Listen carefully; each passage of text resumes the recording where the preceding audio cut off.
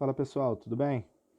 Hoje nós falaremos sobre a função afim, que é a primeira das funções que a gente estuda a fundo, só que ela é extremamente importante. Então vamos lá. Podemos verificar algumas situações do nosso cotidiano que são representadas por uma função afim. Então aqui eu coloquei um exemplo. Um vendedor recebe um salário composto por uma parte fixa no valor de R$ 700 e uma parte variável que corresponde a uma comissão de 13% sobre o valor total das vendas. Então, uma parte fixa no valor de R$ 700 e uma parte variável que corresponde a 13% sobre o valor das vendas. Então, dessa forma, a gente consegue escrever a função salário da seguinte forma: 700, que é o valor fixo, mais os 13% multiplicado pelo valor de vendas que ele fez.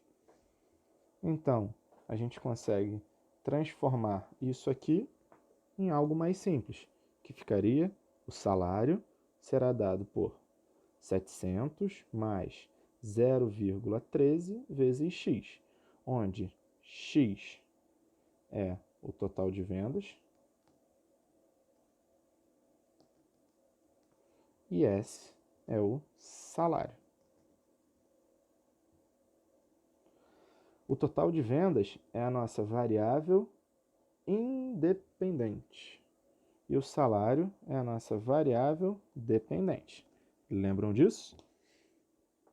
Um segundo exemplo. Um reservatório tinha 500 litros de água quando foi aberta uma torneira que despeja 20 litros de água por minuto. Eu consigo determinar uma função para a quantidade de água no reservatório. Então, a quantidade Q de água,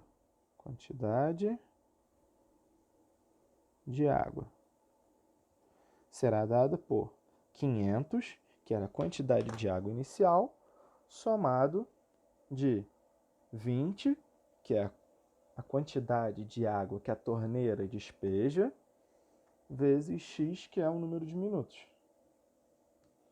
Nesse caso, minutos é o que a gente chama de variável independente e quantidade de água é o que a gente chama de variável dependente. Perfeito? Então, vamos para a definição de função afim. Então, uma função afim, uma função de f em f, que quer dizer domínio e contradomínio. Então, o domínio dela é real e ela tem uma correspondência também em real. Uma função desse tipo é chamada de função afim quando existem dois números a e b, tal que f de x é dado por ax mais b, para todo x pertencente aos reais. Então, aqui a gente tem 4 exemplos de funções afins. Nesse primeiro caso, f de x é igual a 2x mais 1. O meu valor de a aqui é 2 e o meu valor de b aqui é 1. Aqui, no segundo exemplo, f de x é igual a menos x mais 4.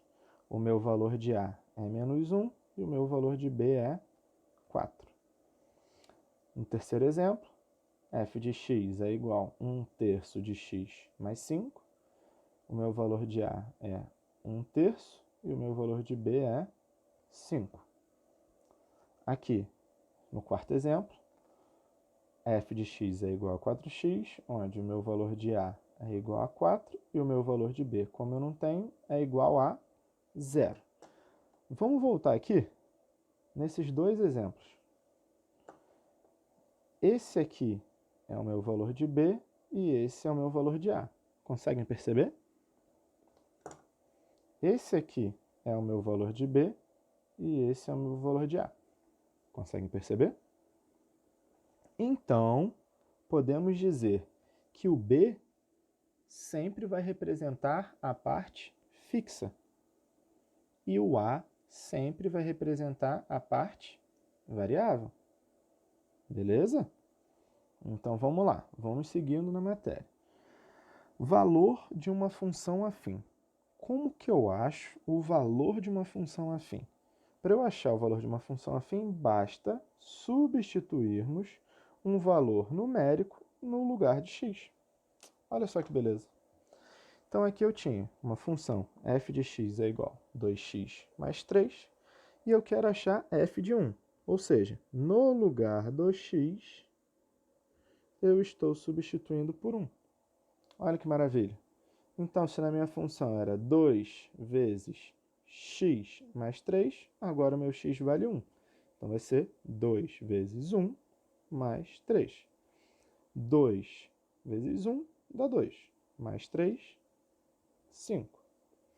Se eu quero, então, achar o f de 3, f de 3 seria 2 vezes 3 mais 3. 2 vezes 3 dá 6, mais 3 dá 9.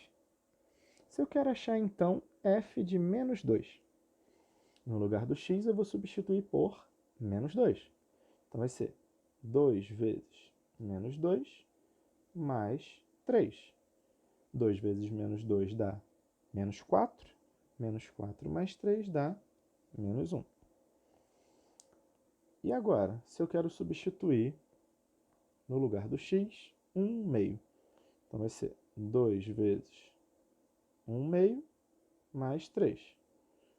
2 vezes 1 meio dá 2 meios, que dá 1, né? 1 mais 3 dá 4. Beleza? Agora falaremos sobre o valor inicial. O valor inicial é quando o valor de x é igual a zero. Ou seja, y é igual a f de zero. A gente achou lá em cima que quando o meu x vale 1, eu digo que é f de 1. Quando o meu x for igual a zero, então eu estou dizendo que é f de zero. Faz sentido? Então vamos lá. Se eu quero determinar o valor inicial da função f de x é igual a 2x mais 3. Então eu vou fazer o meu f de zero, que vai ser 2 vezes 0 mais 3. 2 vezes 0, 0, mais 3, 3. Então, esse aqui é o valor inicial. Beleza? Tranquilo? Então, vamos seguindo. E agora, a gente vai achar a taxa de variação. Taxa de variação será o coeficiente a da função afim. Então, se a minha função afim eu conseguir escrever da seguinte forma: f de x é igual a x mais b, eu tenho dois coeficientes. O meu coeficiente a gente chama de coeficiente angular ou taxa de variação. E o coeficiente b a gente chama de coeficiente linear ou valor inicial.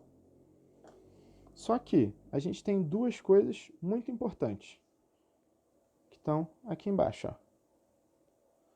O coeficiente angular, ele determina a inclinação da reta.